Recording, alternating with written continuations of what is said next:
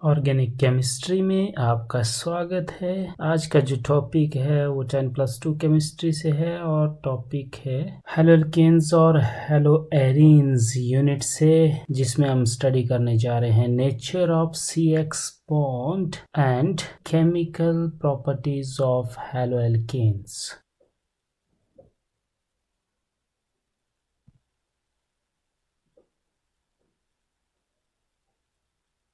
First हम nature of CX bond को discuss करते हैं। जैसा कि हम जानते हैं कि जो हेलोजन्स होते हैं ज़्यादा इलेक्ट्रोनेगेटिव नेचर के होते हैं अगर हम इनको कंपेयर करें कार्बन एटम से, क्योंकि हेलोजन हेलोएल्केन्स में कार्बन से बॉन्डेड है, तो इसलिए जो CX बॉन्ड है हेलोएल्केन्स में वो फिर पोलर नेचर का हो। तो ये नेचर है CX बॉन्ड का पोलर नेचर का क्यों होगा? क्योंकि इलेक्ट्रोनेगेटिविटी डिफरेंस है कार्बन और हेलोजन्स के बीच में। इस इलेक्ट्रोनेगेटिविटी डिफरेंस से क्या होता है, कार्बन कैरी करता है पार्शियल पॉजिटिव चार्ज, क्योंकि उसका इलेक्ट्रॉन हेलोजन्स ने कैप्चर कर लिया होता है। मींस हेलोजन्स के ज्यादा करीब रहता है, वो पास रहता है वो, क्योंकि इलेक्ट्रोनेगेटिविटी आपको पता है एक एटम की वो टेंडेंसी होती है जिससे कि वो जो बॉन्ड पेयर्स होते हैं उनको अट्रैक्ट करते हैं अपनी तरफ। और जो हेलोजन्स हैं, जो डिफरेंट टाइप्स के हेलोएल्केन्स होंगे, तो हेलोजन क्या करेगा, पार्शियल नेगेटिव चार्ज कंटेन करेगा, जिससे कि यहाँ पे पोलैरिटी पैदा हो जाती है हेलोएल्केन्स के अंदर। और फिर हम तभी बोलते हैं कि जो हेलोएल्केन्स हैं उनमें जो CX बॉन्ड है, हेलोजन और कार्बन का जो बॉन्ड है, वो पोलर नेचर का होता है। थोड़ा सा हम इसको और अंडरस्टैंड कर लेते हैं। जैसे हम एक एग्जांपल ले लेते हैं हेलोएल्केन्स का, CH3X। X यहाँ पे हेलोजन है, कोई सा भी हेलोजन हो सकता है। तो इसका जब हम ओपन स्ट्रक्चर बनाएंगे तो हम देख रहे हैं कि एक कार्बन है, कार्बन से 3 हाइड्रोजन एटम्स इस तरह से जुड़े हुए हैं सिंगल बॉन्ड से, और हेलोजन भी सिंगल बॉन्ड से इस तरह से जुड़ा हुआ है। अब इस मॉलिक्यूल के अंदर ये जो हेलो मीथेन है, इसमें ये जो कार्बन है ये sp3 हाइब्रिड ऑर्बिटल्स के साथ यहाँ पे हेलोजन्स के साथ जुड़ा हुआ है। मींस यहाँ पे कार्बन का जो हाइब्रिडाइजेशन है वो sp3 है, कार्बन यहाँ पे sp3 हाइब्रिड ऑर्बिटल का यूज कर रहा है। और इस कार्बन की यहाँ पे जो ज्योमेट्री है वो टेट्राहेड्रल ज्योमेट्री है, जिससे कि बॉन्ड एंगल नियर अबाउट 109 के आसपास यहाँ पे रहता है। अब हेलोजन का साइज जैसे जैसे इंक्रीज होता है from fluorine to iodine down the group in the periodic table, and the bond length, ये जो बॉन्ड लेंथ है इस बॉन्ड की, CX बॉन्ड की बॉन्ड लेंथ इंक्रीज होती जाती है, और जो डिसोसिएशन एनर्जी है, बॉन्ड डिसोसिएशन एनर्जी, वो फिर डिक्रीज होती जाती है। जैसे जैसे बॉन्ड लेंथ इंक्रीज होती है हेलोजन का साइज इंक्रीज होने से, वैसे ही जो बॉन्ड लेंथ है इंक्रीज हो जाती है और बॉन्ड डिसोसिएशन एनर्जी डिक्रीज हो जाती है, जिससे कि CX बॉन्ड इजिली यहाँ पे टूट जाता है। जो बॉन्ड डिसोसिएशन एनर्जी है, बॉन्ड डिसोसिएशन एनर्जी ये एक फैक्टर है जिससे हम रिएक्टिविटी जो हेलोएल्केन्स की है उनको हम डिस्कस कर सकते हैं, समझ सकते हैं कि किस तरह से ये रिएक्टिव होंगे। तो हम बोलेंगे कि हाइड्रोएल्केन की जो रिएक्टिविटी है वो ज्यादा होगी, क्योंकि उसमें साइज आयोडीन का ज्यादा होता है और बॉन्ड डिसोसिएशन एनर्जी लो रहेगी। अब यहाँ पे दूसरा जो कारण है वो हम लेंगे इलेक्ट्रोनेगेटिविटी डिफरेंस के ऊपर, कि कार्बन है, कार्बन के पास 4 बॉन्ड होते हैं एक हेलोजन के साथ, और 3 अदर्स या तो कार्बन से होंगे या हाइड्रोजन से होंगे, कवर अप। तो यहाँ पे ये जो बॉन्ड है कार्बन और हेलोजन के बीच में, इस बॉन्ड में पोलैरिटी आ जाती है। मींस यहाँ पे इलेक्ट्रोनेगेटिविटी डिफरेंस होने की वजह से ये जो कार्बन है इसका जो इलेक्ट्रॉन है बॉन्ड शेयरिंग के लिए जो यूज हुआ था वो हेलोजन अपने पास रखेगा इस तरह से, तो जिससे इलेक्ट्रॉन डेंसिटी हेलोजन्स के ऊपर ज्यादा हो जाएगी कंपेयर टू कार्बन, और कार्बन पे कम हो जाएगी। तो इसलिए कार्बन पे पार्शियली पॉजिटिव चार्ज आ जाएगा और हेलोजन्स के ऊपर पार्शियल नेगेटिव चार्ज आ जाएगा, जिससे यहाँ पे पॉजिटिव नेगेटिव पोल बन जाता है। इसको हम बोलते हैं कि यहाँ पे डाइपोल मोमेंट इस मॉलिक्यूल के अंदर आ जाती है, और डाइपोल मोमेंट की वजह से पोलैरिटी मॉलिक्यूल में आ जाती है, जिसको हम पोलर नेचर बोलते हैं। तो हेलोएल्केन्स में इस नेचर की वजह से हेलोएल्केन्स की रिएक्टिविटी हम फिर डिस्कस करते हैं। अब हम जानते हैं कि फ्लोरीन सबसे ज्यादा इलेक्ट्रोनेगेटिव है, then chlorine, then bromine, then iodine. तो ऐसा हेलोएल्केन जिसमें फ्लोरीन लगा हुआ है उसमें पोलैरिटी ज्यादा होगी कंपेयर टू अदर्स। तो हम जो ऑर्डर ऑफ रिएक्टिविटी है वो हम अरेंज कर सकते हैं, और अकॉर्डिंगली हम रिएक्टिविटी को आगे चलकर डिफाइन करेंगे कि किस तरह से हेलोल्केन्स पार्टिसिपेट करता है कितने टाइप्स के रिएक्शंस में, और उन रिएक्शंस को हम डिस्कस करेंगे वन बाय वन। सो ये था पोलर नेचर हेलोल्केन्स का। होप है अब आपको अंडरस्टैंड हो गया होगा। अब हम नेक्स्ट लेते हैं केमिकल प्रॉपर्टीज ऑफ हेलोल्केन्स। और हाँ, जो CX बॉन्ड की पोलैरिटी होती है डिफरेंट टाइप्स के हेलोल्केन्स में, वो पोलैरिटी CX बॉन्ड की डिक्रीज होती जाती है जैसे जैसे इलेक्ट्रोनेगेटिविटी हेलोजेंस की घटती है। मींस डाउन द ग्रुप हम चलते हैं। हमें पता है कि फ्लोरीन ज्यादा इलेक्ट्रोनेगेटिव है क्लोरीन से, देन ब्रोमीन, देन आयोडीन। तो इससे क्या होता है, जो डाइपोल मोमेंट है हेलोल्केन्स की वो भी डिक्रीज होती जाती है जैसे जैसे इलेक्ट्रोनेगेटिविटी डिक्रीज होती है साइज इंक्रीज होने से। तो फ्लोरोएल्केन या फ्लोरोमीथेन जो अभी एग्जांपल आपके सामने, फ्लोरोमीथेन की जो डाइपोल मोमेंट है वो सबसे ज़्यादा होगी,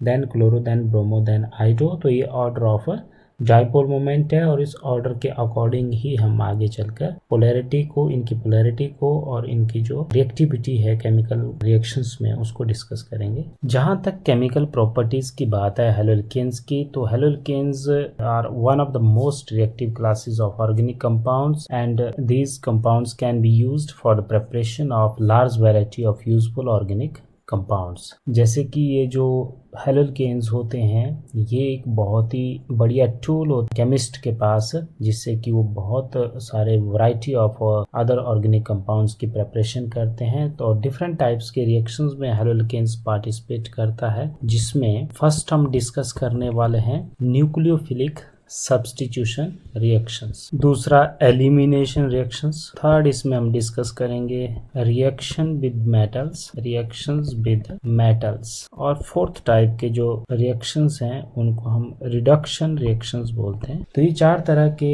हेलोल्केन्स के रिएक्शंस हम डिस्कस करने जा रहे हैं, जिसमें इस वीडियो के अंदर हम थोड़ा सा न्यूक्लियोफिलिक सब्स्टिट्यूशन रिएक्शंस के बारे में ही डिस्कस करेंगे। जैसा कि हमने शुरू में स्टडी किया इस वीडियो के अंदर कि जो CX बॉन्ड होता है हेलोल्केन्स में पोलर नेचर का होता है। CX bond in haloalkanes polar nature का होता है, जिसमें कार्बन के पास पार्शियली पॉजिटिव चार्ज होता है और हेलोजन के पास पार्शियली नेगेटिव चार्ज होता है। तो ये जो कार्बन है इसके पास इलेक्ट्रॉन डेफिशिएंसी हो जाती है हेलोजन के इसके साथ जुड़े होने की वजह से, जिससे कि यहाँ पे पॉजिटिव सेंटर होने से न्यूक्लियोफाइल यहाँ पे अटैक करता है। Nucleophile means negatively charge species. तो यहाँ पे न्यूक्लियोफाइल इस कार्बन के सेंटर के ऊपर अटैक करता है, इस कार्बन के ऊपर अटैक करता है, जिससे कि न्यूक्लियोफाइल कार्बन के साथ एक नया बॉन्ड बनाता है और यहाँ से जो पुराना बॉन्ड है CX बॉन्ड ये टूट जाता है। यहाँ पे एक ही शर्त है कि जो न्यूक्लियोफाइल है वो ज्यादा पावरफुल होना चाहिए हेलोजन से। तो जिस भी टाइप का हेलोजन लगा है उससे ज्यादा पावरफुल अगर न्यूक्लियोफाइल होगा तो वो न्यूक्लियोफाइल क्या करेगा, हेलोजन को यहाँ से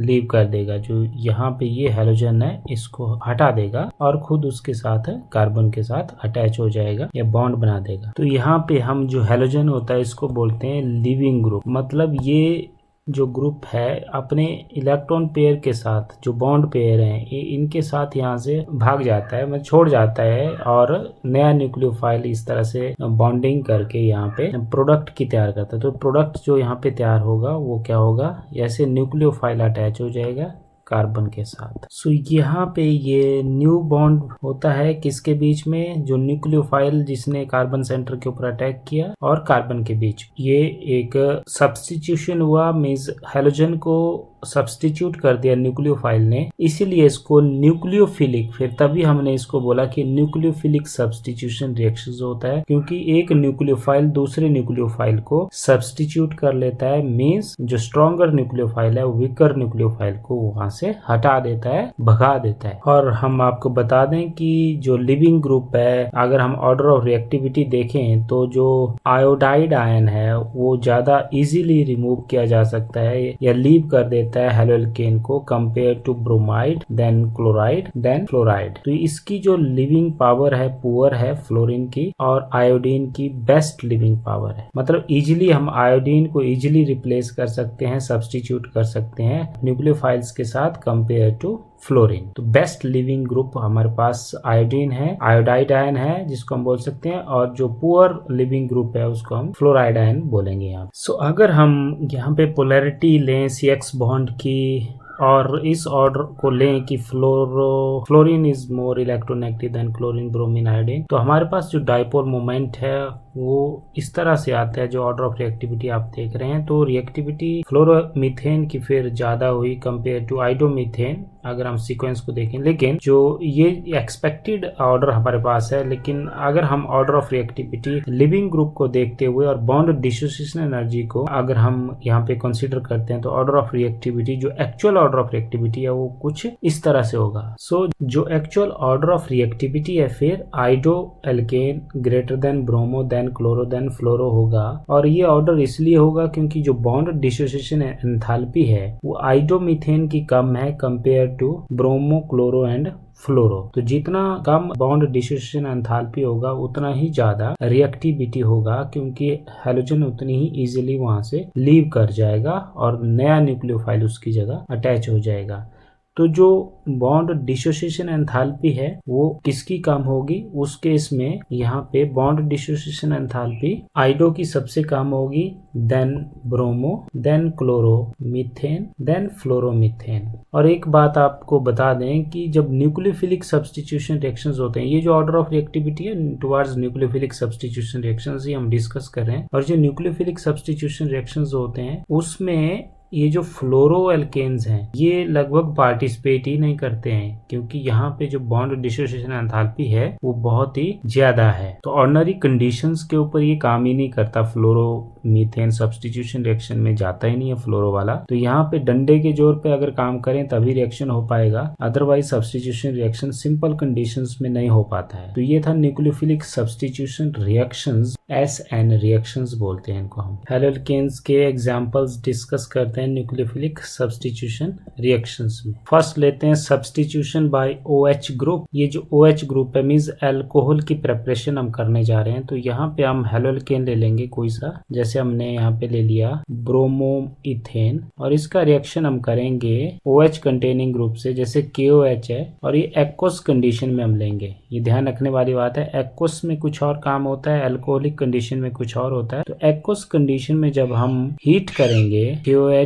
को और हैलोल्केन को, यहाँ जैसे ब्रोमो यहाँ पे इथेन है उसको, तो यहाँ पे क्या होगा, जो न्यूक्लियोफाइल है यहाँ पे आप ये देख सकते हैं, यहाँ पे ये न्यूक्लियोफाइल है OH। ये OH क्या करेगा, अटैक करेगा इस कार्बन के ऊपर जो इलेक्ट्रॉन डेफिशिएंट है ड्यू टू इलेक्ट्रोनेगेटिविटी डिफरेंस, और यहाँ से जो ब्रोमीन है मींस ब्रोमाइड आयन है वो लीव कर जाएगा अपने इलेक्ट्रॉन्स के साथ, जो भी बॉन्ड पेयर्स है इसके साथ लीव कर जाएगा, OH यहाँ पे जुड़ जाएगा। तो हमारे पास जो प्रोडक्ट बनेगा वो है CH3 CH2 और यहाँ पे OH जुड़ जाएगा प्लस यहाँ पे KBr। यहाँ से इस तरह से अगर अंडरस्टैंडिंग करें तो KBr, K positive Br negative means ये पॉजिटिव नेगेटिव आयंस आपस में इलेक्ट्रोस्टैटिक फोर्स से पोटेशियम ब्रोमाइड यहाँ पे प्रिपेयर कर देंगे, तो KBr अलग हो जाएगा। तो इसी तरह से बाकी भी जो सब्स्टिट्यूशन रिएक्शंस हैं डिफरेंट टाइप्स के न्यूक्लियोफाइल्स कंटेनिंग, वो हम लेंगे। जैसे second by alkoxy group. Alkoxy group होता है OR group,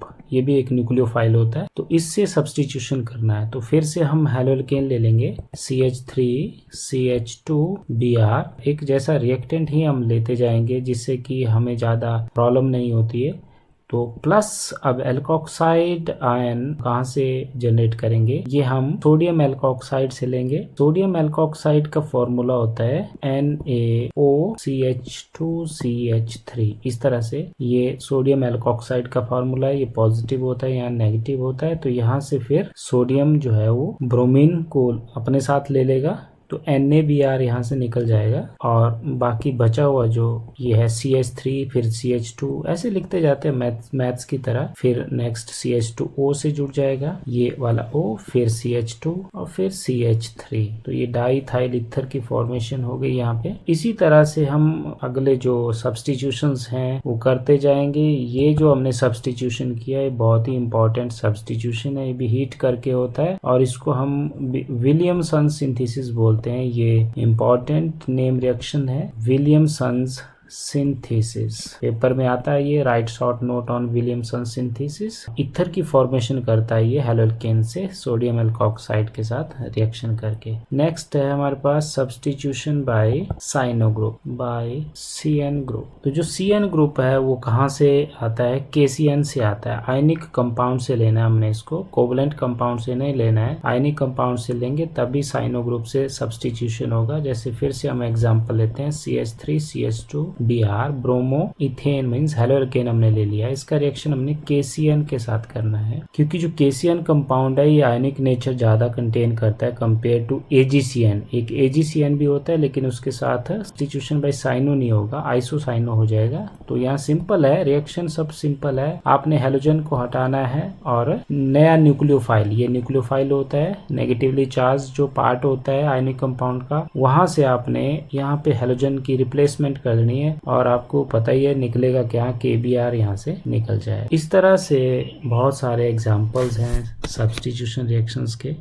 substitution bye NC group, ये वाला ग्रुप, ये आइसोसाइनाइड ग्रुप है। इससे जब सब्स्टिट्यूशन करनी है तो हमने जो रिएक्शन है वो हेलोल्केन का किसके साथ करना है, AgCN के साथ करना है। ये इंपॉर्टेंट है क्योंकि इसमें AgC का जो है कोवलेंट बॉन्ड का नेचर होता है जिससे कि नाइट्रोजन से बॉन्डिंग होती है, मतलब ये एम्बीडेंट न्यूक्लियोफाइल का यहाँ पे काम करता है CN। तो यहाँ पे इस तरह से बॉन्ड होगा। तो सब्स्टिट्यूशन जब होगी NC से तो आइसोसाइनाइड ग्रुप इस तरह से बनेगा प्लस AgBr यहाँ पे निकल जाएगा। तो ये इंपॉर्टेंट है यहाँ पे कि KCN के साथ साइनो ग्रुप की सब्स्टिट्यूशन होती है और AgCN के साथ आइसोसाइनाइड ग्रुप की सब्स्टिट्यूशन होती है। नेक्स्ट है by amino group, substitution by amino group. अब एमिनो ग्रुप के साथ क्या होता है, बहुत ही एक लंबा रिएक्शन है थोड़ा सा, कि यहाँ पे भी हम क्या करते हैं, हेलोल्केन लेते हैं CH2Br, इसका रिएक्शन हम करते हैं अमोनिया के साथ। अमीनो ग्रुप अमोनिया से आएगा, अमीनो ग्रुप NH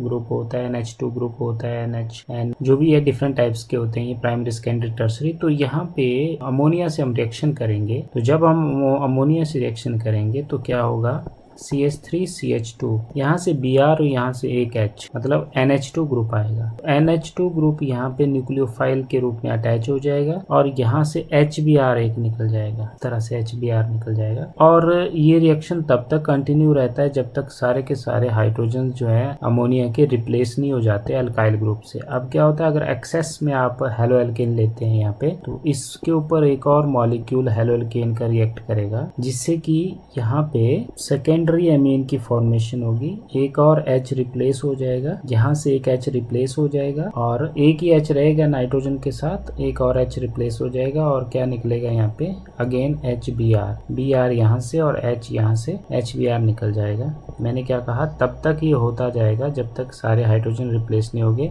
एक और हेलोएल्केन का मॉलिक्यूल इसके ऊपर रिएक्ट करेगा, ये प्राइमरी नेचर का था, ये सेकेंडरी नेचर का था, अब ये क्या हो जाएगा, टर्सरी नेचर का हो जाएगा। मतलब तीनों तरफ यहाँ पे क्या अटैच हो जाएंगे, अल्काइल ग्रुप अटैच हो जाएंगे जो हेलोएल्केन से आएंगे, CH2 CH3 CH2 CH3 और नाइट्रोजन के साथ कोई भी हाइड्रोजन नहीं रहेगा और एक HBr यहाँ पे निकल जाएगा। अभी और पॉसिबिलिटी भी है यहाँ पे रिएक्शन की, क्योंकि जो यहाँ पे नाइट्रोजन है उसके पास लोन पेयर होता है, तो उस लोन पेयर की वजह से वो लुईस बेस का काम करता है और ये फिर से एक और मॉलिक्यूल के साथ रिएक्ट कर सकता है जिससे कि क्वाटरनरी साल्ट बनता है, टेट्राइथाइल अमोनियम ब्रोमाइड। तो इस सारे रिएक्शंस को हम बोलते हैं, ध्यान देना, इसको बोलते हैं हॉफमैन अमोनोलिसिस रिएक्शन, जिसमें एक्सेस में जब हम हेलोएल्केन लेते हैं तो अमोनिया के साथ वो क्वाटरनरी अमोनियम सॉल्ट की प्रिपरेशन करेगा, साथ में प्राइमरी सेकेंडरी टर्सरी ये भी बनते हैं amines with Hofmann ammonolysis reaction number 5। Next है substitution by nitrite group. Nitrite group क्या होता है, ONO ग्रुप होता है। इस तरह से आप सब्स्टिट्यूशन करेंगे, O से बॉन्डिंग होती है, NO2 ग्रुप ही होता है लेकिन O से बॉन्डिंग होती है। तो इसमें भी आप क्या करेंगे, हेलोएल्केन लेंगे कोई सा भी और इसका रिएक्शन करेंगे KNO2 के साथ। तो KNO2 के साथ जब रिएक्शन करेंगे तो यहाँ से फिर से KBr निकल जाएगा और बॉन्डिंग यहाँ पे ध्यान देना है, बॉन्डिंग यहाँ O से होगी, ये इम्पोर्टेंट है। बॉन्डिंग O से होगी तो क्या बनेगा यहाँ पे H2NO इस तरह से बनेगा इथाइल, ये इथाइल है, और नाइट्राइट, इथाइल नाइट्राइट आप खुद लिखेंगे ना। फिर नेक्स्ट है substitution bye nitro group NO2 होता है ये भी, लेकिन N से बॉन्डिंग होती है, N से बॉन्डिंग होती है। तो यहाँ पे ध्यान देने वाली बात है कि अब यहाँ पे रिएक्शन किसके साथ होगा, रिएक्शन होगा हेलोल्केन का, तो सिल्वर नाइट्राइट के साथ ही रिएक्शन होगा और प्रोडक्ट क्या बनेगा, नाइट्रोएल्केन प्लस AgBr। तो ये यहाँ से इस तरह से AgBr निकल जाएगा और नाइट्रोएल्केन की फॉर्मेशन हो जाएगा। 8th एग्जांपल हम लेते हैं substitution by carboxylic group, means formation of ester यहाँ पे होता है, एस्टर की फॉर्मेशन होती है। फिर से वही लेंगे हम CH3CH2Br, हेलोल्केन हम एक जैसा ले रहे हैं, उसके साथ हम रिएक्शन करेंगे जो सिल्वर सॉल्ट है एसिटिक एसिड का, उसके साथ रिएक्शन करेंगे, हीट करेंगे इस रिएक्शन को। तो जब इस रिएक्शन को हम हीट करेंगे तो फिर से यहाँ पे ये और ये निकल जाएगा AgBr, और यहाँ पे जो न्यूक्लियोफाइल है ये न्यूक्लियोफाइल का काम करेगा एसीटेट आयन, तो ये जुड़ जाएगा यहाँ CH2 के साथ। ये ध्यान देने वाली बात है, जोड़ना भी आना चाहिए आपको। ये लिख दिया हमने यहाँ पे, देखो ये लिख दिया CH3CH2 और ऑक्सीजन से लिंकेज होगी, यहाँ पे ऑक्सीजन से बॉन्ड बनेगा, देन COCH, तो ये एस्टर बना यहाँ पे। दिस इज इथाइल एसीटेट या इथाइल इथेनोएट इसको हम बोलते हैं। इसी तरह अब आपके लिए काम है कि आप सब्स्टिट्यूशन जो करेंगे, नेक्स्ट जो सब्स्टिट्यूशन करेंगे हाइड्रोसल्फाइड ग्रुप से खुद करेंगे, SH ग्रुप से खुद करेंगे सब्स्टिट्यूशन। उसके बाद आप थायोइथर्स की फॉर्मेशन करेंगे, मींस अल्काइल, SR ग्रुप होता है। So thanks for watching.